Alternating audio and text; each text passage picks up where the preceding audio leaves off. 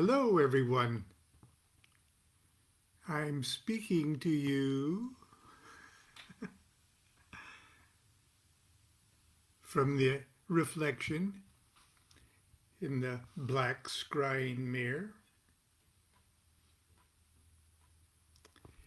If you would like to have an image of a black scrying mirror made of obsidian,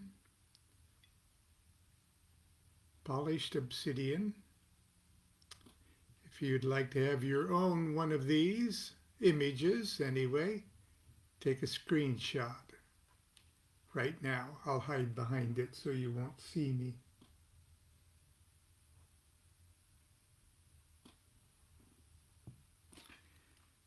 Mr. Michael Strader cut this from a block of obsidian and polished it for many months. This is sort of a replica of the one John Dee used. I don't know if you can see it, but it is somewhat transparent. I don't know if I can.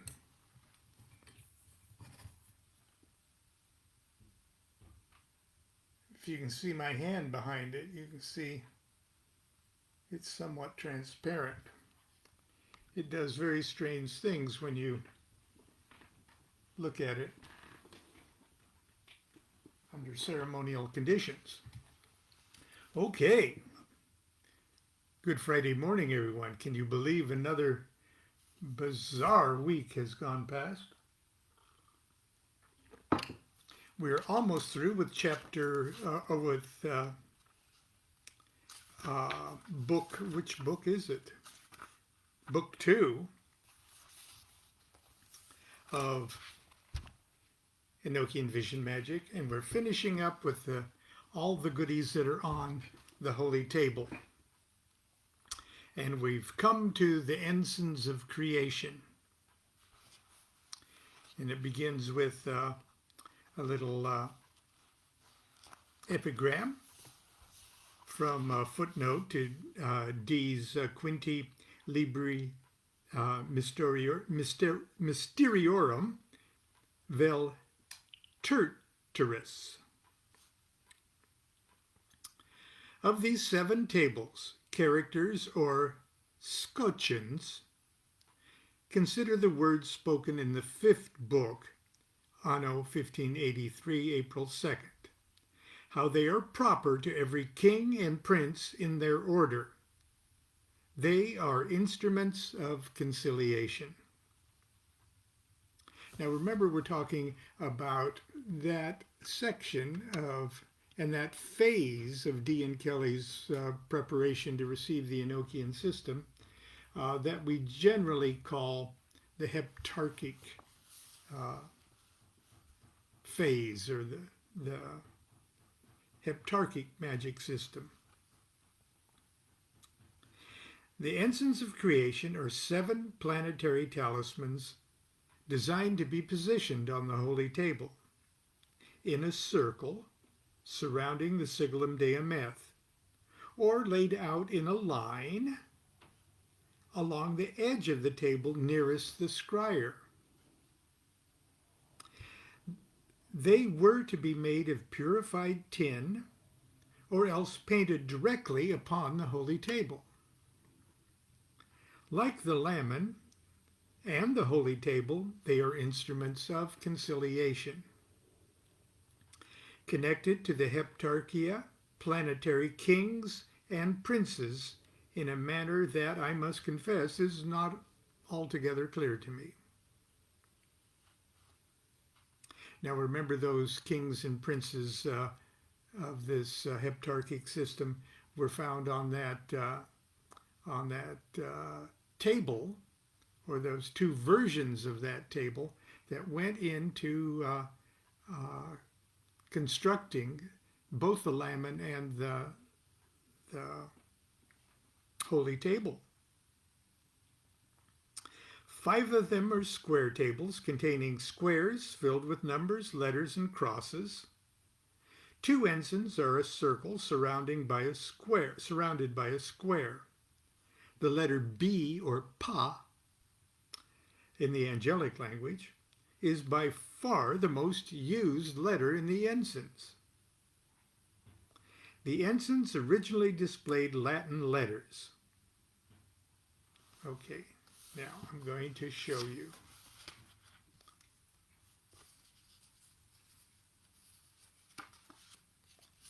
There's the ensign for Luna, and they originally had these Latin letters. That's how Dee and Kelley sort of squiggled them in Elizabethan times. That's Luna. Jupiter.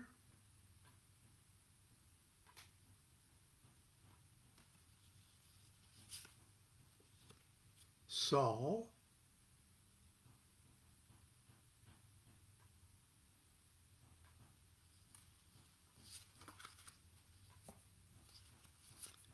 Venus.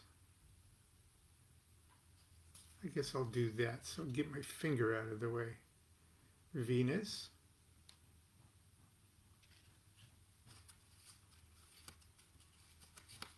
Mars.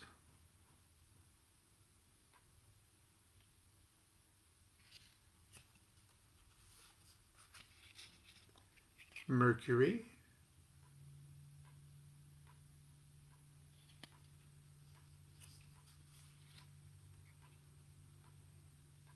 And Saturn.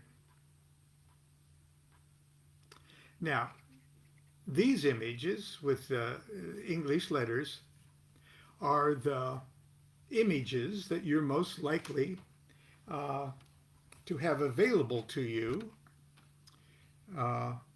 from the original text material and reprinted all over the internet.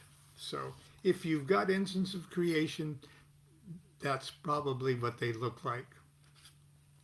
And of course, I just did these out of poster board. The ensigns originally displayed Latin letters.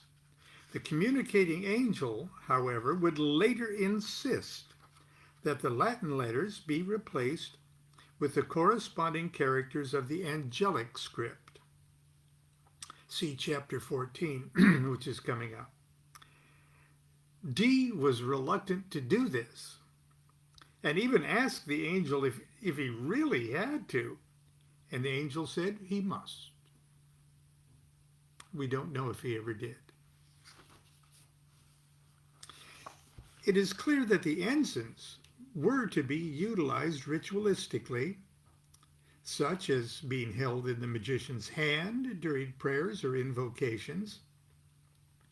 But the information on how exactly things were to be done is incomplete, and there are no records whatsoever of Dee and Kelley actually performing rituals of heptarchic magic.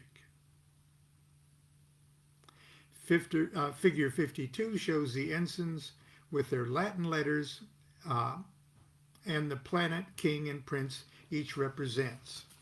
Now, I'm going to show it to you here in the book. There it is. But I want you to know that I posted it on my Facebook page here. Just scroll down a couple inches down my screen and you'll see all of these images already posted for you. And of course, if you had the book, you could just wallow in these images. It's so much fun.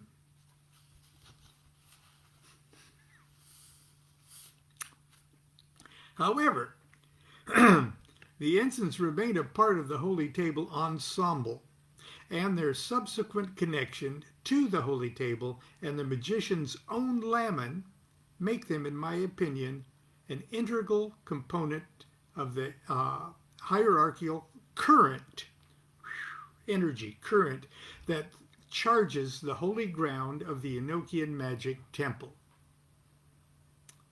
Figures 53 and 54, I've got those also printed right down below here. show the ensigns lettered in the angelic script.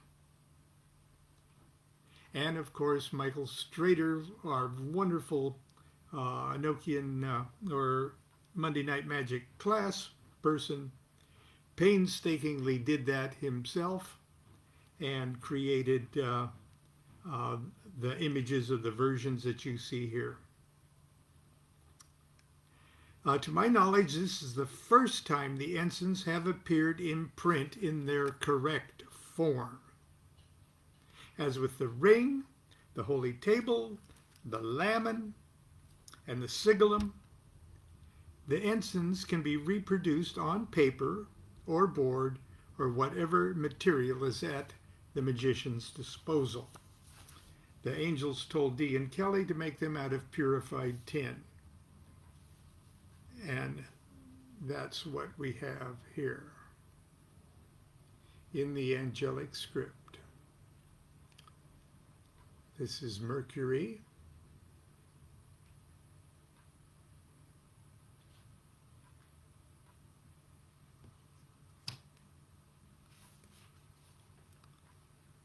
Saturn.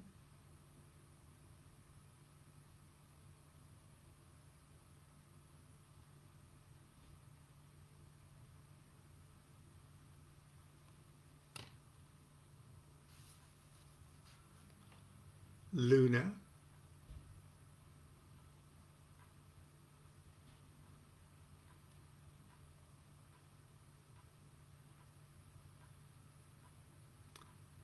And each of them have little pads so they don't scratch up the table when you put them on the table. Venus.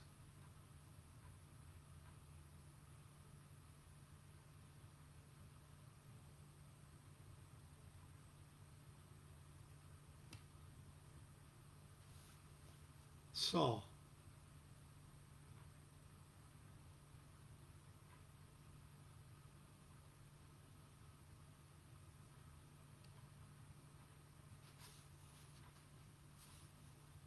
Jupiter.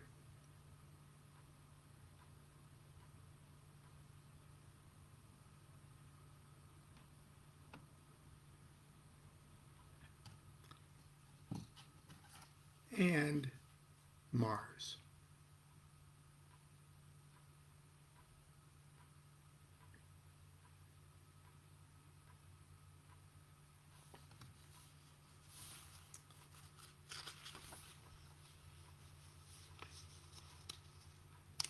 Now, figure 55, and I posted that yesterday.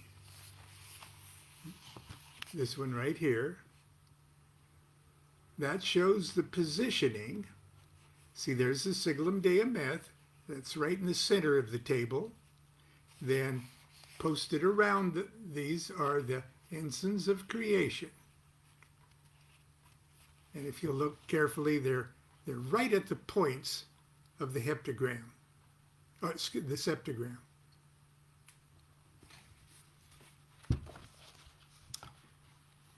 Figure 55 shows the positions in which the ensigns are placed on the holy table around the sigillum.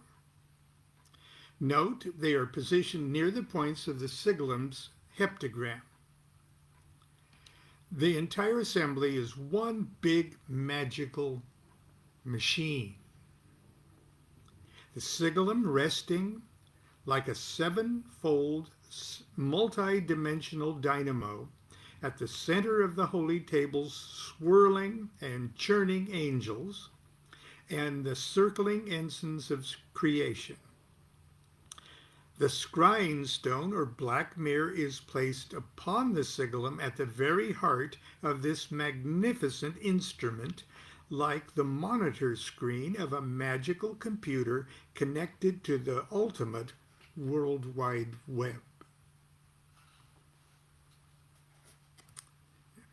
We've made only the tiniest scratch on the surface of Dee and Kelley's material of this period.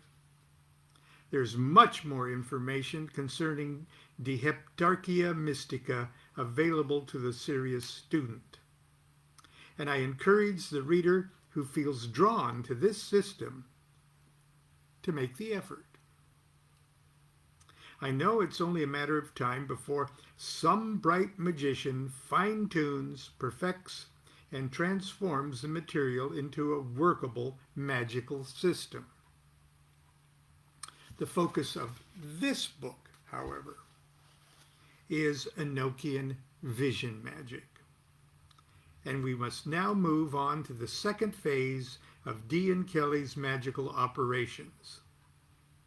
Through our understanding of the ring and the lamen, the holy table, the sigillum deameth, and the ensigns of creation, and their construction, we've prepared ourselves to meet with angels on the holy ground of our temple. And that's the end of chapter 12. Tomorrow, Saturday, a weekend thing, the chapter's title is, Do I Need All This Stuff? I hope you will be with me tomorrow for that. And through the weekend. After all, Sunday school's coming up. Have a great weekend, everybody. Start it right now. Do what thou wilt shall be the whole of the law. Love is the law. Love under will.